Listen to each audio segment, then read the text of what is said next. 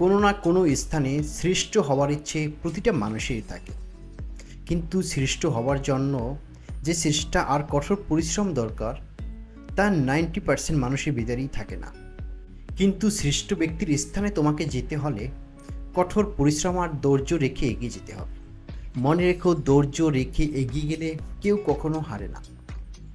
সব সময় তোমাকে কঠোরভাবে গুছিয়ে নেওয়ার চেষ্টা করবে, কেননা তুমি যদি তোমার লক্ষ্যে পৌঁছতে চাও, তোমার চেষ্টা আর কঠোর পরিশ্রম ছাড়া বিকল্প কিছু নেই। তোমার লক্ষ্যে পৌঁছতে হলে সর্বপ্রথম তোমাকে চেষ্টা আর লক্ষ্য নির্ধারণ করে তোমাকে প্রতিদিন চেষ্টা করতেই হবে। তোমাকে একটি স্থানে বা একটি লক্ষ্যে পৌঁছতে হলে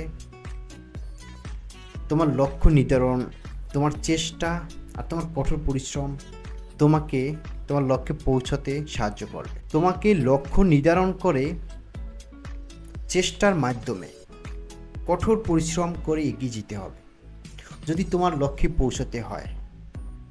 মনে রাখো, চেষ্টা রেখে এগিয়ে গেলে কেউ কখনো হারে না।